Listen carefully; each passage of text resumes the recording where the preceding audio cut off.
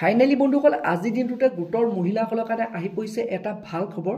তো বিশেষকৈ আপোনালোক যিসকল গোটৰ মহিলাই বৰ্তমান আপোনালোকে মাইক্ৰ ফাইনেন্স বা বেংকৰ পৰা আপোনালোকে লোন লৈ থৈছে, এতিয়া আপোনালোকৰ কাৰণে সেইসকল মহিলাৰ কাৰণে আহি পৰিছে এটা ভাল খবৰ। তো এতিয়াৰ পৰা আপোনালোকে সেই লোনৰ টকা আপোনালোকে আৰু দিব নালাগে।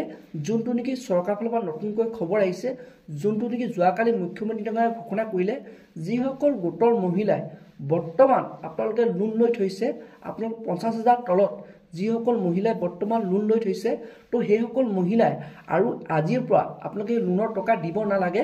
তো আপোনালোকে সেই লোনৰ টকা চৰকাৰে দিব। তো তাৰ ওপৰত আমাৰ মুখ্যমন্ত্ৰী ডাঙৰীয়াই এটা আজি ডাঙৰ ঘোষণা কৰিছে। তো বন্ধুসকল যোনটো নেকি যোৱাকালি মুখ্যমন্ত্ৰী ডাঙৰীয়াই ঘোষণা কৰিলে, কোনসকল মহিলা ঋণ মাফ কৰা হ'ব আৰু কোনসকল মহিলা আপোনালোকে সেই ঋণ মাফ নহ'ব, তো তাৰ ওপৰত আৰু লগতে কোনখন জিলাত কেতিয়াৰ পৰা আপোনালোকে লোন মাফ কৰা হ'ব, তো সকলোখিনি তথ্য আপোনালোকক মই এই ভিডিঅ'টোতে জনাম। যোনটো নেকি ভিডিঅ' ক্লিপ যোৱাকালি মুখ্যমন্ত্ৰী ডাঙৰীয়াই ঘোষণা কৰিছে, তো সেই ভিডিঅ' ক্লিপটো আপোনালোকক মই এই ভিডিঅ'টোৱে দেখুৱাম। তো আপোনালোকে ভিডিঅ'টো একেবাৰে স্কিপ নকৰাকৈ আপোনালোকে চাই থাকিব। আৰু লগতে যদি আপোনালোকে মোৰ চেনেলটোত নতুনকৈ আহিছে, চেনেলটো লাইক এটা কৰিব, পাৰিলে ছাবস্ক্ৰাইব এটা কৰিব, লগতে আপোনালোকে বেল আইকনটো অন কৰি থ'ব। তো যেতিয়া এনেধৰণৰ খবৰবোৰ আহি থাকিব, তো প্ৰথমে আপোনালোকে সেই ভিডিঅ'টো লাভ কৰিব পাৰিব। তো বন্ধুসকল বলক এতিয়া আপোনালোকক মই দেখুৱাই আছোঁ যোনটো নেকি মুখ্যমন্ত্ৰী ডাঙৰীয়াই ঘোষণা কৰিছে।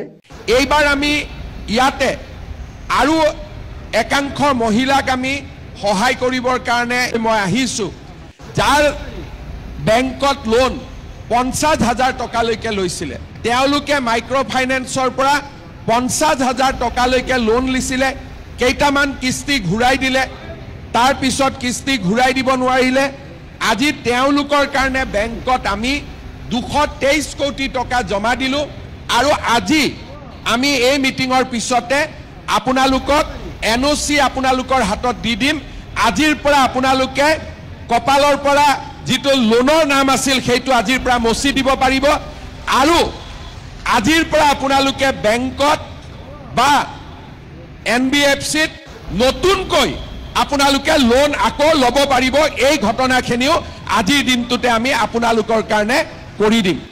শ্ৰদ্ধা ৰাইজ, এগৰাকী মাতৃৰ ঋণ মাৰিবৰ কাৰণে এজন ল'ৰাই গোটেই জীৱনটো সংগ্ৰাম কৰে, কিন্তু আপোনালোকৰ আশীৰ্বাদত মই এনেকৈ সুবিধা পালোঁ যে অসমৰ 16 লাখ মাতৃৰ ঋণৰ আজি বোজাৰ পৰা আমি আপোনালোকক মুকলি কৰি দিব পালোঁ।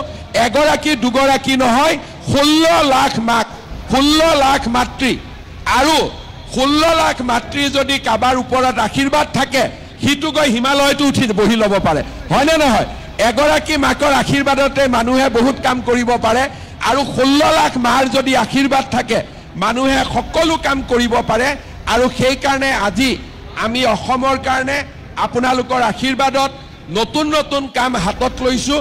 অলপ পিছত মই সেই বিষয়েও আপোনালোকক বুজাই দিম।